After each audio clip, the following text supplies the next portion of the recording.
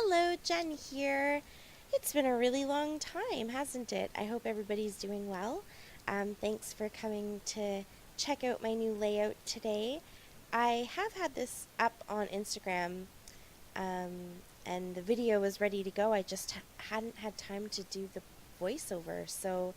I know a few people were asking me, when are you going to show the process video for this layout? So here it is, guys.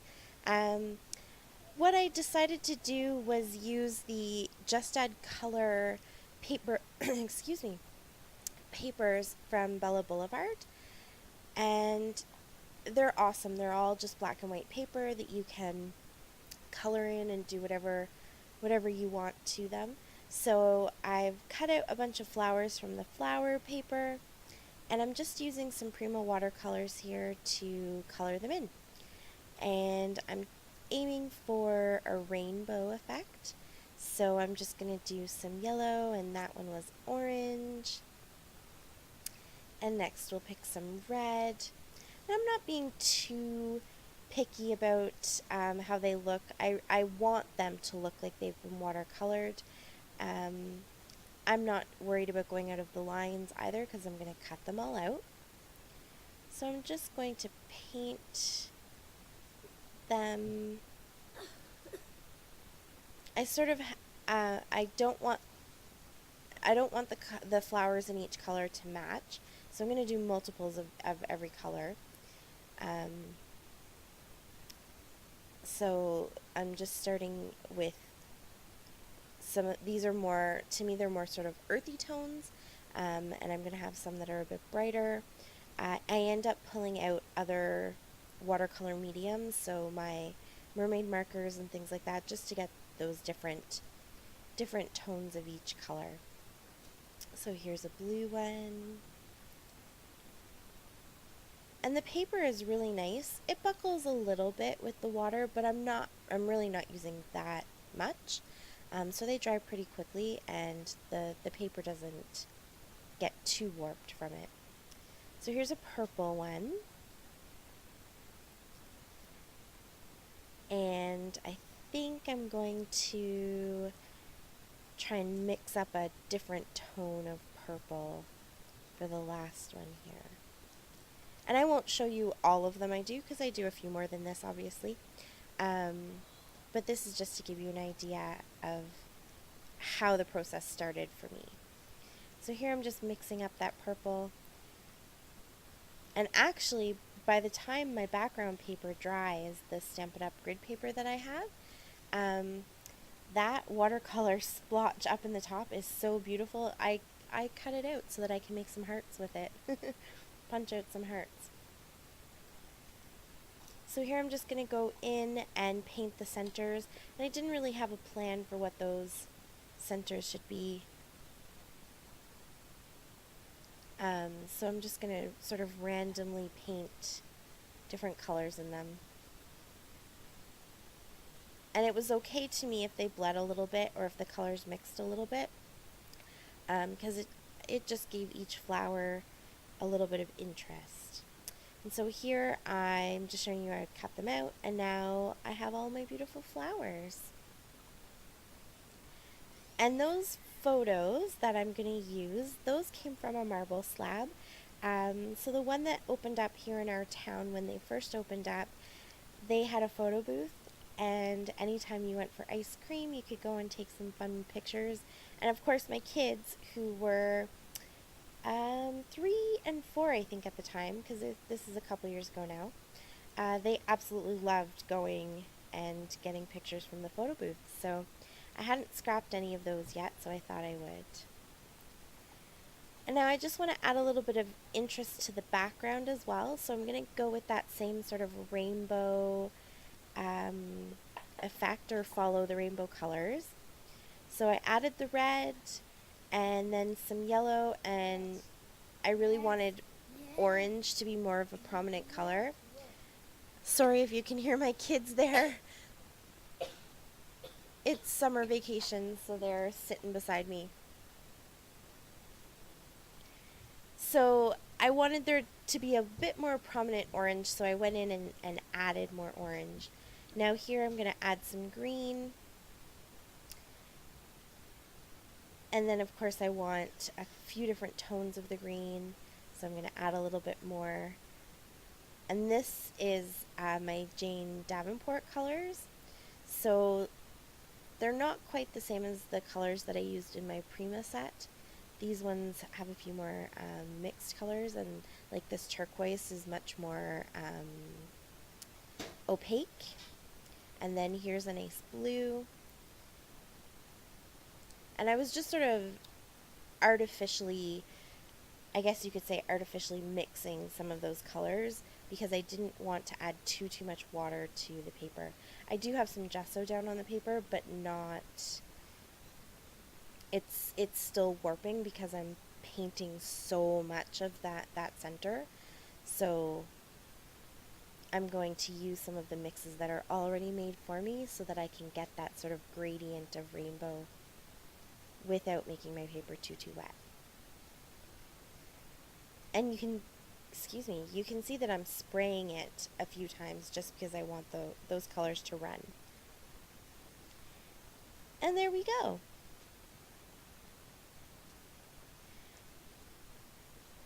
So as my paper dries, it will,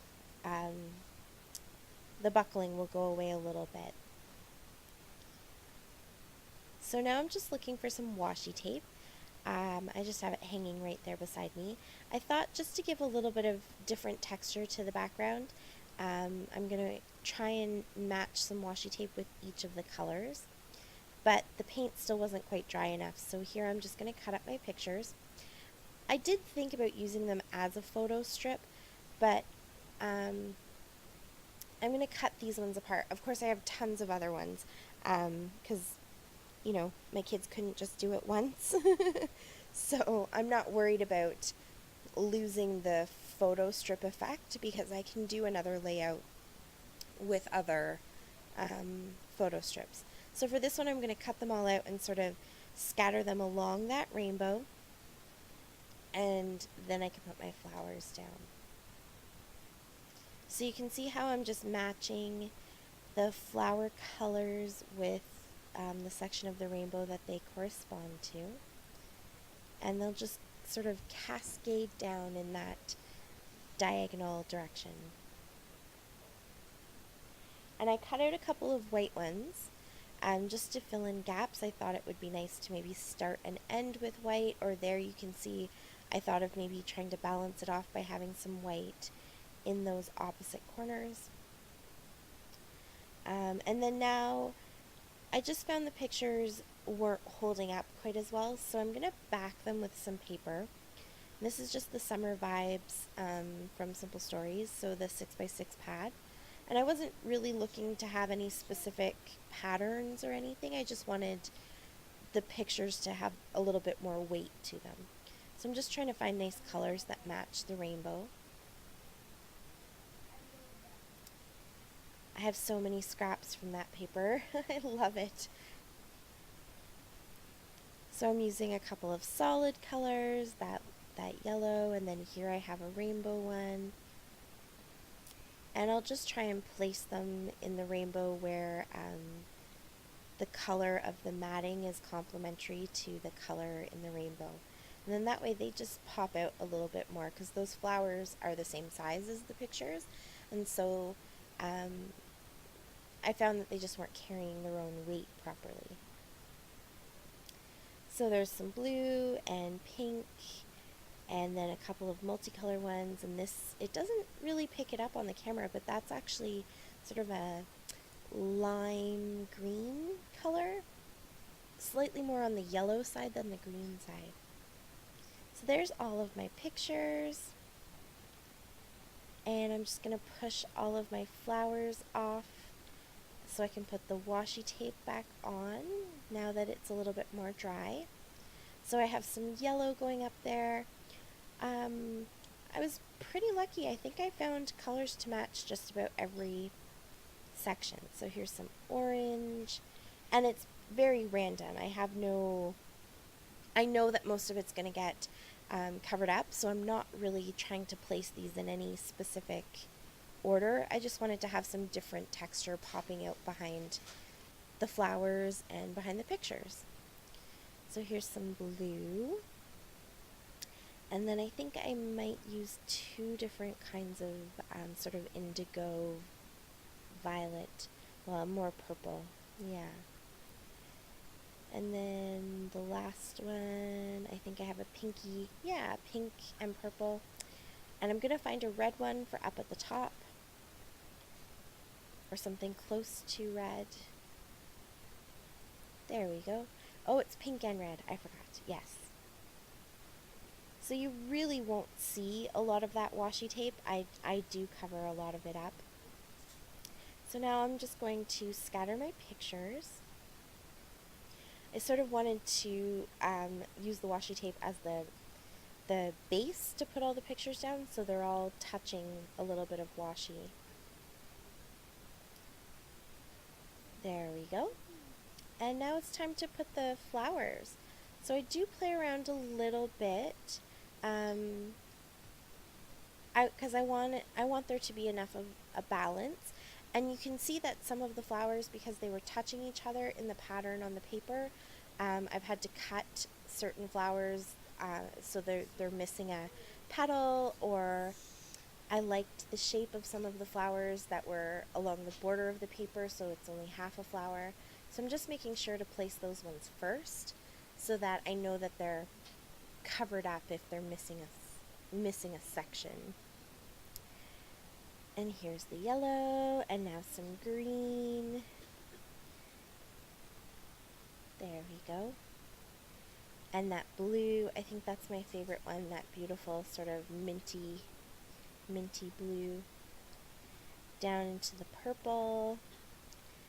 And then some of those ones that are sort of pinkish red, none of them are a true red. So I kind of left them till the end to see where I thought they might look better. So I put the darker, heavier ones up at the top, and then I'm going to put that light pink one down at the bottom. And then instead of doing the white on the opposite corners, I actually added them to the top and bottom of the rainbow. Just thought that they made sort of a nice start and stop to the rainbow.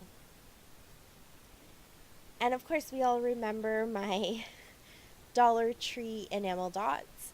So these are just giant versions of those little tiny ones that I use. And of course they're in rainbow colors, so I'm going to sprinkle a few of those throughout. They match so well, and there just happens to be at least 3 of each one, so I'm going to try and get 3 of each color. And they just, even on camera you can see they just kind of add that different look, that different texture. There's something that catches your eye. So I love it. Those are such a great buy. And I haven't seen them since, so I'm glad I bought a few packs for myself.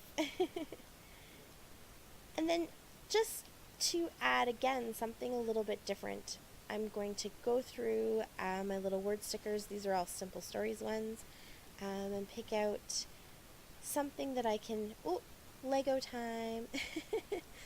My son couldn't get his Lego to go back together, so I just had to put it back together for him. But I'm just going to pick out some sort of word or phrase for each photo, and I think that just stark black and white brings a little bit of contrast to the rainbow, and again draws your eye to the pictures. And of course then some Heidi Swapp Color Shine in gold, because what rainbow is complete without gold? And I think I was just showing there that I have to cut off the border strip. I have to remember to do that. So you can see off camera I journaled all the way around the layout. I decided I didn't want to mat this layout on other cardstock, but it needed something to sort of give it a finished look.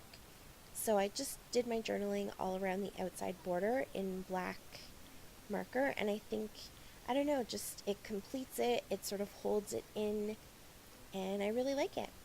And then I finished it off with some really pretty little gold heart sequins, or I guess it's confetti, it's not sequins because there's no hole in the middle. And that's it. Layout is done. Thank you so much for watching. I really appreciate it. Talk to you all later. Happy scrapping. Bye.